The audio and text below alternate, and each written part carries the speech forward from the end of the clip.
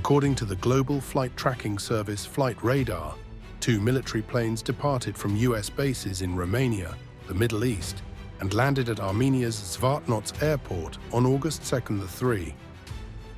Reliable sources informed caliber.az that these Boeing C-17 military transport aircraft, belonging to the US Armed Forces, carried both military cargo and personnel to Zvartnots airport. As part of the classified section of a document signed on April 5th in Brussels, which outlines military cooperation, new generation US-made weapons were delivered to the Armenian Armed Forces.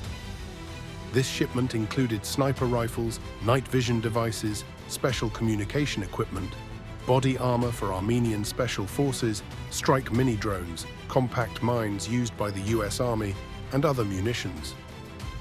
As it is known, the US previously conducted training exercises for Armenian Special Forces on the use of these munitions. Following the training, the Armenian side initiated a military provocation against Azerbaijani army units in the Kalbajar direction to test the weapons in real conditions. As mentioned earlier, a significant quantity of weapons and ammunition was delivered to Armenia by US military transport planes.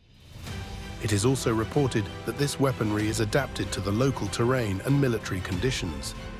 Additionally, intelligence data on Azerbaijani army positions, gathered by the EU mission, was utilized in this context. According to our sources, one of the 2 planes delivered specialized equipment designed to track the trajectories of missiles and other airborne objects launched from Iran. This move takes into account the potential risk of an attack on Israel originating from Iranian territory. The imported devices will be installed on Armenia's border with Iran. Furthermore, the US has not entrusted this mission to Armenian military personnel. Instead, they have deployed 30-50 individuals who will operate the equipment. To avoid drawing attention from Russia and Iran, the personnel have been carefully selected. Most of them are US citizens of Armenian descent serving in the American military, along with individuals of Slavic and Caucasian appearance who have emigrated to the US from former Soviet states. These personnel are equipped with Armenian military uniforms and stationed at the Armenian military base in Zangazur. Naturally, Armenian media might perceive our reports as disinformation. However, if they seek the truth, they can openly direct inquiries to the US Embassy in Armenia, the press service of Zvartnots Airport, and of course their own government to ask about the nature and purpose of these mysterious flights. We extend the same advice to Iran's ambassador to Armenia, Mehdi Sobhani, who behaves more like a US agent than an Iranian diplomat. His activities seem solely focused on concealing the real situation from his government. If he were to investigate, he might see the US military cargo planes landing at Zvartnots airport.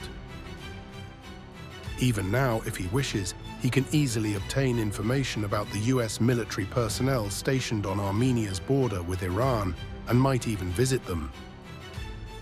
But it seems the ambassador is not interested. We would like to ask the Office of the US Military Attaché and the US Ambassador what is behind the US, on one hand, calling for peace, while on the other hand, secretly supplying Armenia with lethal weapons and ammunition.